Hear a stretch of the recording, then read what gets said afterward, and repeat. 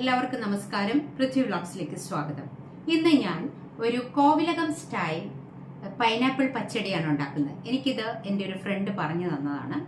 അപ്പോൾ അവരുടെ വീട്ടിലൊക്കെ അവരുണ്ടാക്കുന്നതാണ്. അപ്പോൾ ഇതെങ്ങനെയുണ്ട്, ഞാൻ ഉണ്ടാക്കുന്ന പൈനാപ്പിൾ പച്ചടി ഞാൻ ഇതിനു മുമ്പ് വീഡിയോ ആയിട്ട് ഞാൻ ചെയ്തിട്ടുണ്ട്. അപ്പോൾ അതിൽ നിന്നൊക്കെ കുറച്ച് വ്യത്യസ്തമാണ്. ഇൻഗ്രീഡിയൻസിലും ചെറിയ വ്യത്യാസമുണ്ട്. അപ്പോൾ ഇതെങ്ങനെയുണ്ടാകും എന്ന് നോക്കാം. അപ്പോൾ ഞാൻ ആദ്യം വീഡിയോ അങ്ങ് എടുത്തു വെച്ചു. എന്നിട്ട് ഞാനതൊന്ന് കഴിച്ചു നോക്കി. ഇന്നത്തെ ലഞ്ചിന് ഞാനത് കൂട്ടി നോക്കി. അപ്പോൾ എനിക്ക് ഇഷ്ടപ്പെട്ടു. അപ്പോൾ നിങ്ങളുമായിട്ടൊന്ന് ഷെയർ ചെയ്യാമെന്ന് വിചാരിച്ചു. നോക്കാം, വരും. നല്ല പഴുത്തൊരു പൈനാപ്പിൾ കിട്ടിയിട്ടുണ്ട്. അത് കട്ട് ചെയ്തിട്ട് അതിൻ്റെ പുറത്തെ മുള്ളൊക്കെ കളഞ്ഞ് പകുതി ഞാൻ എടുത്തു.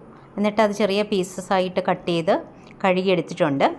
ഇത് ദേ കണ്ടില്ലേ, ഒരു കപ്പോളം നിറച്ചുണ്ട്. പിന്നെ ഇതിലേക്ക് ചേർക്കുന്നത് മത്തങ്ങയാണ്. മത്തങ്ങ ഒരു ചെറിയ കഷ്ണം എടുത്തിട്ട് ഒരു കപ്പോളം അതിൻ്റെ പുറത്തെ തൊലിയൊക്കെ കളഞ്ഞ് കട്ട് ചെയ്ത് കുറച്ച് വലിയ കഷ്ണങ്ങളായിട്ട് കട്ട് ചെയ്ത് കഴുകി ഇതിലേക്ക് ഒരു ചട്ടിയിലേക്ക് ഇട്ട് കൊടുത്തിട്ടുണ്ട്. ഒപ്പം തന്നെ പൈനാപ്പിൾ കഷ്ണങ്ങളും ചേർത്ത് കൊടുക്കുന്നുണ്ട്. പിന്നെ ഒരു കപ്പ് വെള്ളം ചേർത്ത് കൊടുക്കുന്നുണ്ട്. ഇതൊന്ന് വേവിച്ചെടുക്കണം നമുക്ക്. പൈനാപ്പിളും മത്തങ്ങയും നല്ലതുപോലെ വെന്ത് വന്നിട്ടുണ്ട്. മത്തങ്ങ പെട്ടെന്ന് വേവും, പൈനാപ്പിൾ കുറച്ചും കൂടെ സമയമെടുക്കും. ഇപ്പോൾ എന്തായാലും രണ്ടും വെന്തിട്ടുണ്ട്. ഇനിയും മത്തങ്ങ മുഴുവനും പൈനാപ്പിളിൻ്റെ കുറച്ച് കഷ്ണം കൂടി വേവിച്ചത് ഞാൻ മിക്സിയുടെ ചെറിയ ജാറിലേക്ക് ഇട്ട് കൊടുത്തു. ഒരു 1/4 കപ്പ് തേങ്ങയും അതുപോലെ തന്നെ ഒരു അരക്കപ്പോളം തൈരും കൂടി ഒഴിച്ചു കൊടുത്തിട്ടുണ്ട്. 2 പച്ചമുളക്, എരിവിനാവശ്യമുള്ള പച്ചമുളക് ചേർത്ത് കൊടുക്കണം. അതുപോലെ തന്നെ ഒരു 1/4 ടീസ്പൂൺ കടുക്, അതും കൂടി ഇട്ടിട്ട് നല്ലതുപോലെ ഒന്ന് അരച്ചെടുക്കണം. ഇവിടെ നല്ലതുപോലെ അരച്ച് ഒരു പാത്രത്തിലേക്ക് ഞാൻ പകർത്തിയെടുക്കുകയാണ്.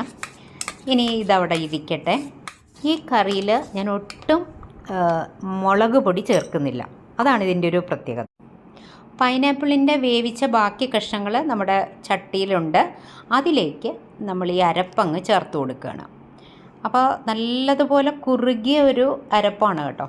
എന്നിട്ട് ഇത് സ്റ്റൗ ഓൺ ചെയ്ത് ഒന്ന് മീഡിയം ഫ്ലെയിമിലേക്ക് വെച്ച് കൊടുക്കണം.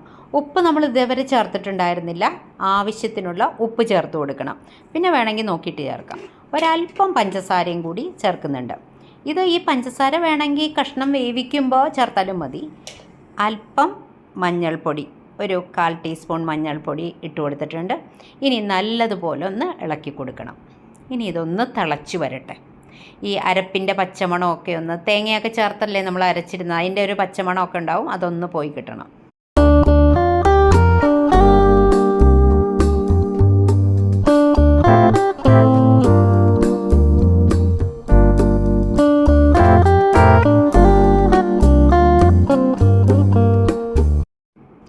നമ്മുടെ പച്ചടി ഇതേ തിളച്ച് വന്നിട്ടുണ്ട്, നല്ലതുപോലെ കുറുകിയിട്ടുണ്ട്. അതുപോലെ തന്നെ ഇത് ഈ മൺചട്ടി ആയതുകൊണ്ട് ഇതിലിരുന്നും ഒന്ന് കുറുകും.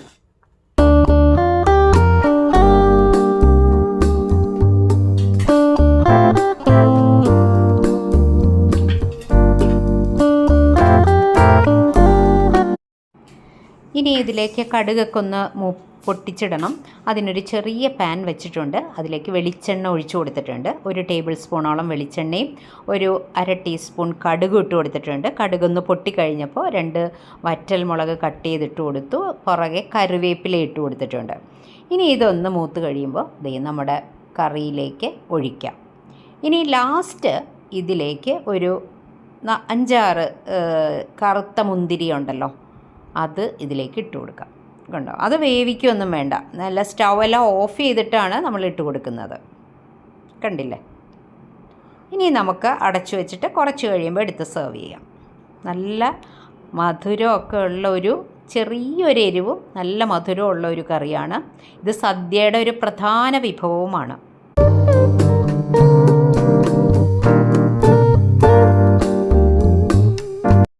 അപ്പോൾ എൻ്റെ പൈനാപ്പിൾ പച്ചടി കണ്ടല്ലോ, എല്ലാവർക്കും ഇഷ്ടപ്പെട്ടോ? ഇഷ്ടപ്പെട്ടെങ്കിൽ നിങ്ങൾ ഇതുപോലെ തന്നെ ഒന്ന് ഉണ്ടാക്കി നോക്കൂ. എന്നിട്ട് നിങ്ങളുടെ ഫീഡ്ബാക്ക് എന്താണെന്നൊന്ന് അറിയിക്കണം. അടുത്തൊരു വീഡിയോയിൽ നമുക്കുടനെ കാണാം. Thank you. ബൈ.